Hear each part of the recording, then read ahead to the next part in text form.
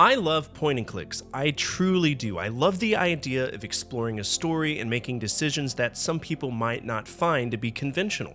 I like oddball twists and traveling to worlds that I would never be able to. That's the cherry on top for this era of gaming, and for many of us, it was a happy time in our lives. Now that being said, today I'm going to cover the top 10 worst point and click games I've played so far, and yes, you might disagree with this list. And that's okay, because you have your own memories that you can cherish, and I can never take them away from you. I promise I'll explain exactly why I feel the way I do to the best of my ability, and hopefully you'll understand. Let's begin.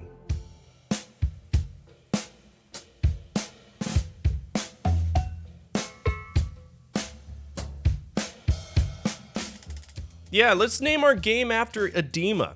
That's a great start. Dropsy is a point-and-click that was developed by Tendershoot and a Jolly Corpse, and it revolves around a clown that was exiled or in some cases just outcast from the circus after a fire broke out. The whole pretense is that we're going to clear our name by helping people that we run into. Now, when we play games like this, we rely on certain things such as dialogue, context clues, the basics of a well-established genre that had its height and fall in the 90s. Well, you don't get any of that with Dropsy. There's no dialogue, we're left to interpret everything from thought bubbles, which leads us to seemingly endless dead ends, and honestly, while I beat it, it wasn't a good time to me. If Moon Logic were a game, it would be Dropsy.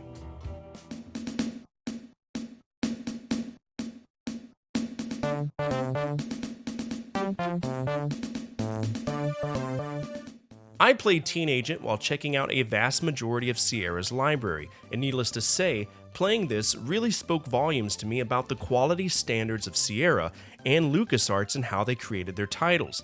I'm a firm believer that this game should have never made it off the assembly line because in my opinion, I have yet to play such a boring and emotionally drained point-and-click as I did with Teen Agent. The whole idea is that we're a random kid off the street selected by the government to try to find out why gold is randomly disappearing. Yeah, that's fucking practical. We have 3 obnoxious and underwhelming tasks to do, then we try to break into the mansion, and finally we foil the bad guy's plans. It's as generic can be, and the company that designed this, Metropolis Software, did fuck all for the video game industry. Almost all of their games were bargain bin games at best, and what's so funny is that they were supposed to make a Witcher game. It got canceled. Want to take a guess who bought them out? CD Projekt Red.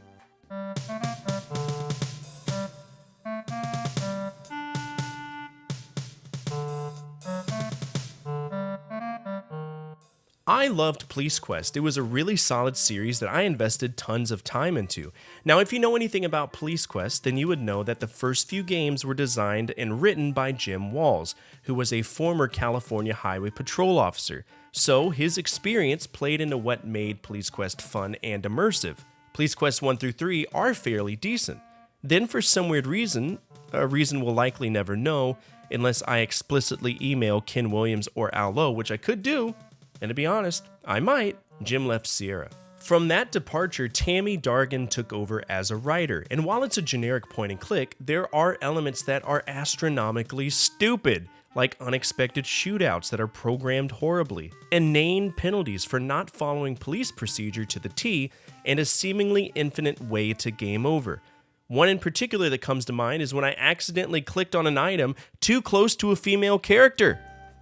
And I got a game over for harassing a police officer that was a woman. That's how asinine it is.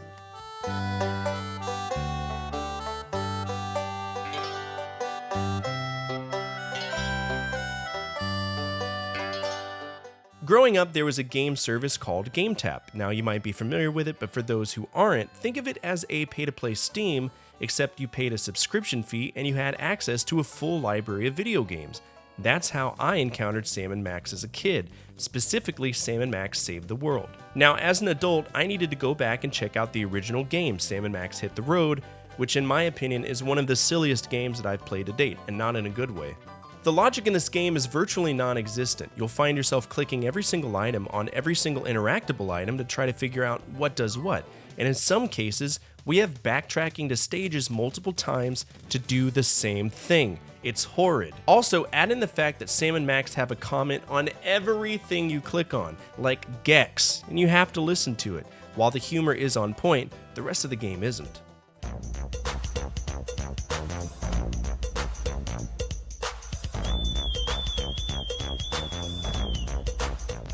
Leisure Suit Larry 6, Shape Up or Ship Out, continues the story of Larry Laffer from a series that I've always enjoyed. For those of you who don't know, Larry Laffer is your stereotypical 40-year-old lounge lizard that really wants to get laid. I mean, in the first game, we strive to save him from being a virgin, and if we don't, he'll die. If he waits too long, his nuts will explode and he'll shoot straight up to outer space. I swear to God. Our whole objective in this game, though, is to try to woo literally every woman at the La Costa Lotta Resort, and it's stupid easy, and so heavily inundated with gimmicks that it 100% detracts from the experience we've come to know and love with Leisure Suit Larry, which is why it ended up on this list.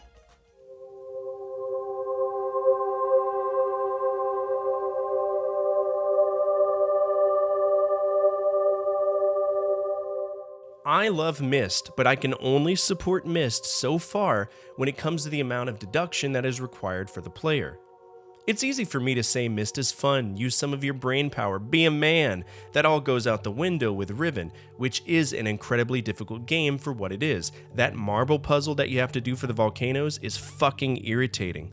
Also, this game, depending on what you play it on, was 5 discs on the PS1 and 4 discs on the Saturn, and every single area requires its own disc. So if you're going from the 5th stage to the first area, you're gonna have to disc swap every single time.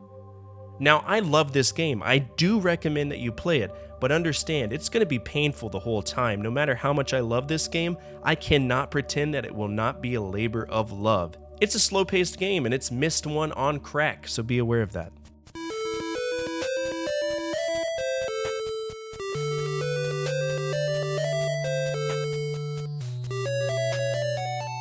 Deja Vu is a fun game, but as with most MacVenture titles, you need to be somewhat familiar with trial and error because this game will kill you for existing. Literally. The PC version alone has this vegetative state counter that causes you to die from amnesia, while the NES version kind of reduces it to make the game more accessible. You'll be mugged 3 times, and on the 4th time, you'll die, so you need to know where to go and what to do in order to avoid that. Think of it as the bridge in King's Quest II. You can only cross it so many times before you end up in a dead end. Now, I'm not saying Deja Vu isn't fun. I think it's a great game, but it has these mechanics that really throw you off mentally when it comes to being invested in the game.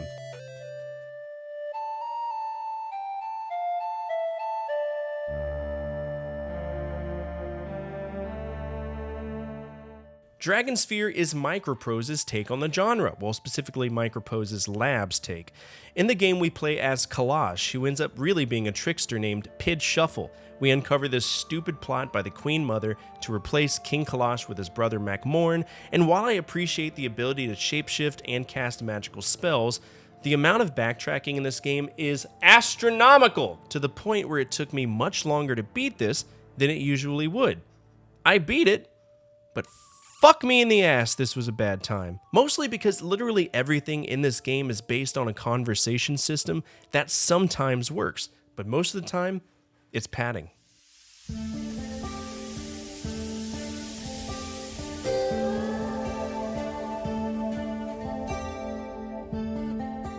Uru Missed Online was a failed business venture for a persistent universe or world by Cyan. It has a rough history as well. Uru was originally supposed to be a multiplayer game that failed. Then GameTap picked it up for their subscription service, and it lasted 1 entire year before they realized, oh wow, this game blows, and canceled it. GameTap recouped the loss by selling the rights back to Cyan, who then released the game for free in 2010. Now, the version I played was Uru Complete Chronicles, which was the single-player component of Uru Missed Online.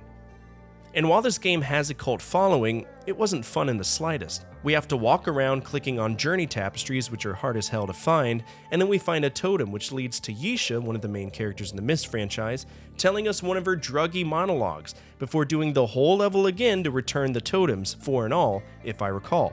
Now, this game is an adventure game, but it can be turned into a point and click if you set it to first person. don't try to play it in third person. You'll just walk into walls nonstop and it's not a good time.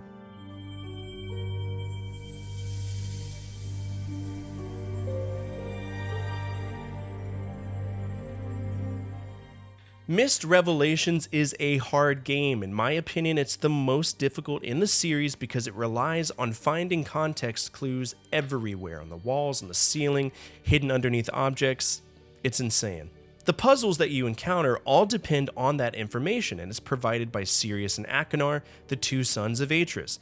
In some cases, these letters can be hidden really well, and we have to find ourselves backtracking to try to find it, because the puzzles that we have to deal with in many occasions are stacked and compounded on top of each other. I like to refer to them as component puzzles. They consist of multiple aspects. Now, the game itself, the plot isn't that bad, and while I appreciate Ubisoft trying to fit their touch in the franchise, it really didn't fare well. I didn't enjoy it, but the graphics, they weren't bad. Props.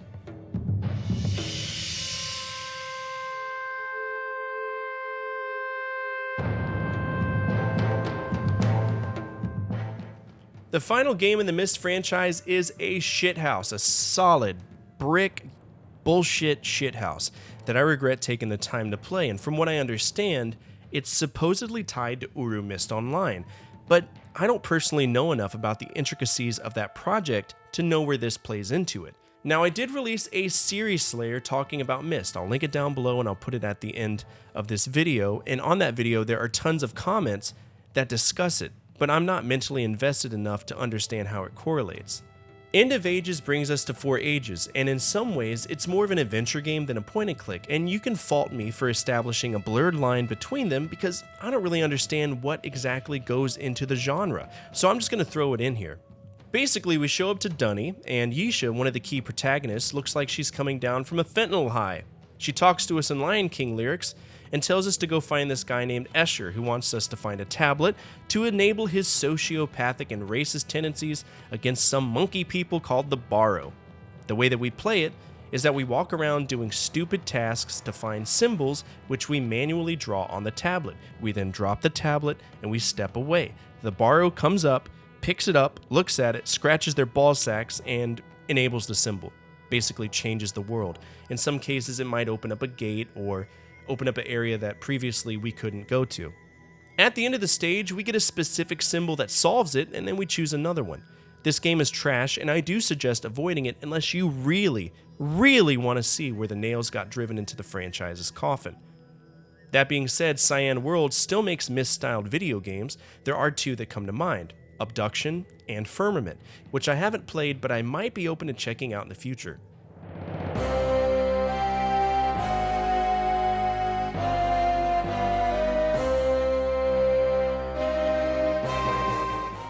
Space Quest 6 killed the franchise. That's all I'll say. It ruined Space Quest. We start off the game by being court-martialed for absolutely no reason, and because Roger Wilco is an idiot, he can't defend himself. We find ourselves running around doing obnoxious chores instead of playing the game, and while I appreciate the references to other games such as Wing Commander and films such as Terminator and Blade Runner, nothing could have saved this game. And in many ways, instead of forward progress for the franchise, it was a Usain Bolt backwards sprint. It killed it. That being said, there are tons of fan games out there if you want a modern spin on the Space Quest franchise. Some of them even bridge the gap, so feel free to look for them. They tend to be rather fun.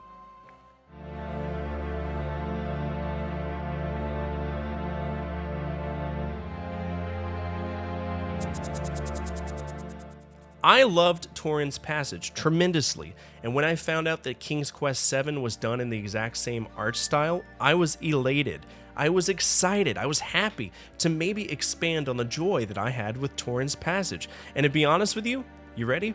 I was beyond upset! This game fell short.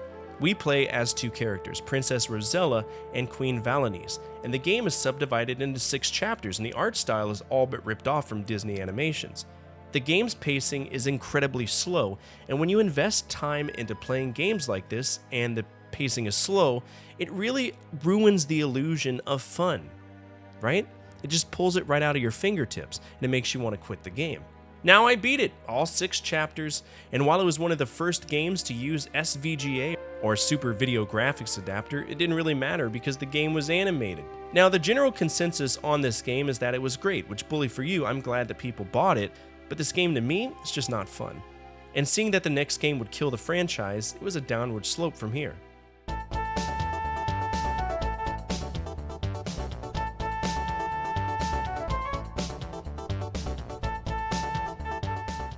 Leisure Suit Larry 1 was fairly straightforward. Get laid, no more, no less. Leisure Suit Larry 2 was the pinnacle of Sierra death animations. The amount of ways you can die in this game is unfathomable, and the gimmicks pad the game about 5 hours longer than it needs to be. There are items that we cannot miss, because if we do, 4 hours later, you'll find yourself in a dead-end situation, an unescapable trap, if you will, and that's fucking infuriating. To lose 4 hours of progress to an item that you couldn't see because you were rushed out of an area or there was some stupid time limit, that's some solid USDA Prime bullshit, and I want nothing to do with it. Plus, in a game where we play as a walking horn dog, we get killed if we hit on women. Yeah, counterintuitive, isn't it? Leisure Suit Larry 3 was a massively fun game. This one? A mistake. And those are the top 10 worst point-and-clicks I've messed with to date. All of them are off-putting to me in some way, and I do want to say that I did take some creative liberty with this episode, because in particular, the Myst games can be viewed as an adventure game over point-and-click, so that begs the question, what is a point-and-click adventure game to you? I would love to hear your thoughts down in the comments. I do want to be educated on this, and I know somebody out there will have a definitive answer. If you like this episode, feel free to subscribe to this channel. I'd love to have you as part of this community, and if you're feeling even more spicy, feel free to hit that thumbs up so it rams it right up the algorithm's butt. Helps with visibility for the channel.